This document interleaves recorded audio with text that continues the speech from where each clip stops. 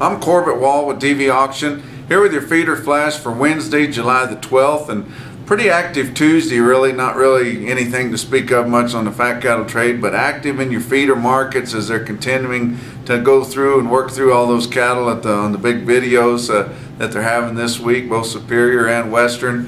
Fairly active in your futures markets, and just quite a bit going on here for the heat of the summer. You look at the board, live cattle and feeder cattle both up. August contracts on live cattle up $1.05, ending the day at 114.87. Feeder cattle, the August there on Tuesday was up $2.57, which ended at 147 and a quarter. Your grains kind of settled down after being up big on Monday, and the industry kind of absorbing the fact that they downgraded your crops there on the late Monday report, with corn down 3% for good to excellent rating at 65%, and they dropped the soybeans down to 62% good to excellent. Your fat cattle trade has not taken off yet so far, of course, too early in the week, but there have been a few cattle reported in, about 2,500 head there, a few live sales from 117 and a half, and a few dress sales at 190, which would be close to steady, kind of steady to weak. I did hear that they had some regional cattle sell on the grid at 193 for the choice cattle. Box beef cutout values continue to fall, just stiff losses every day, and your choice carcass cutout is now fallen $35 in the last 3 weeks, and packers are still making money, so that gives you an idea what they were making before. But choice carcasses at $215 and a quarter right now, and selects around $200.50. Your slaughter is staying up there good for this week, picking back up after the holiday week there.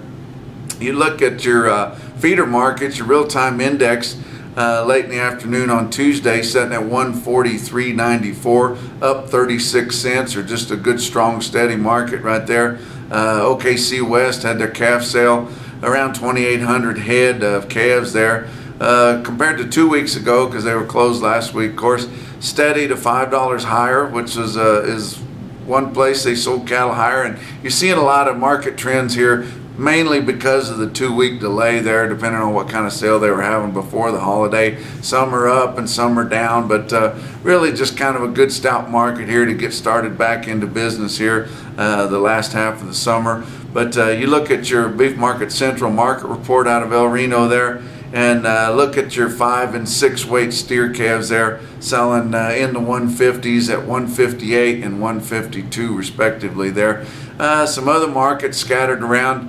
You look at a farmer feeder type market, Unionville, Missouri, which is just a stone's throw up to south central Iowa there, and they didn't have a big run, but they had several pop loads. Had a short load of 648 pound steers that brought 170.50.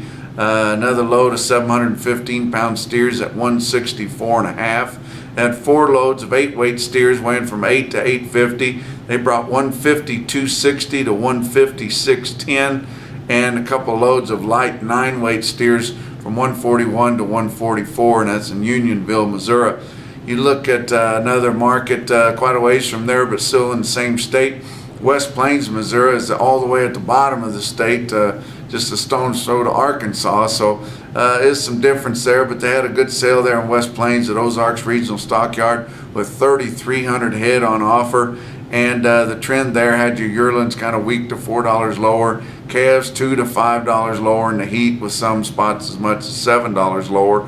But several strings of yearlings on offer there. Had 4 loads of yearling steers there weighing 8.5 to 900 pounds, 137 to 144, and there would have been some plain cattle on them. A load of 918 pound steers brought 137.50.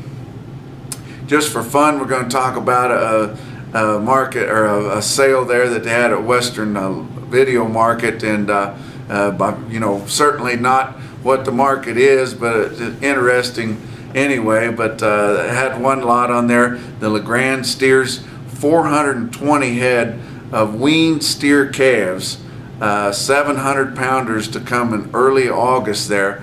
Now these cattle are like I said, weaned, black and black white face, not purebred or anything like that, but all home raised, source verified where they know all the birthdays on them, they know exactly when they hit the ground, exactly how old they are, and can track where they started, and if they continue to keep that up, which they will, all the way to the end. And these cattle are also organic, so haven't had any kind of feed with anything on it that shouldn't be, and haven't had any antibiotics or anything like that.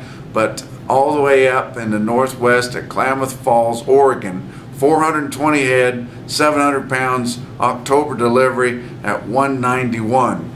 And they may have already made their ticket to China, who knows.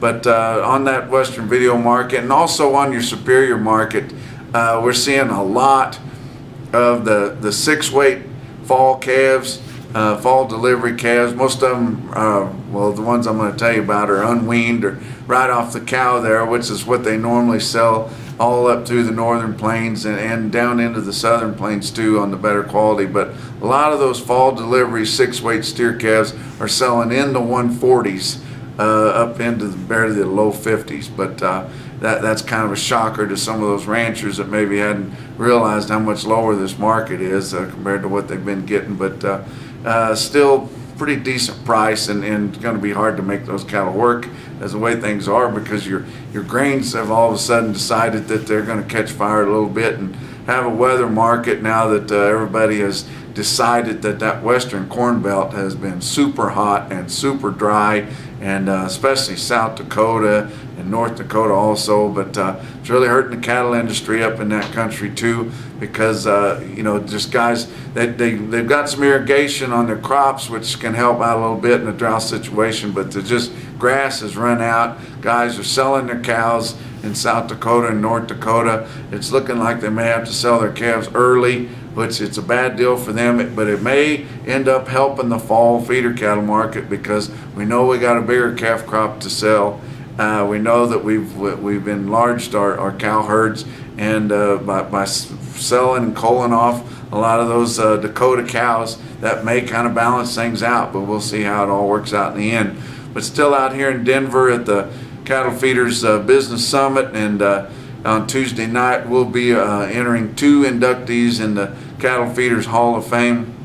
They will be Earl Brookover and Jeff Biggert, and congratulations to their families and their associates there. But that's your feeder flash for Wednesday.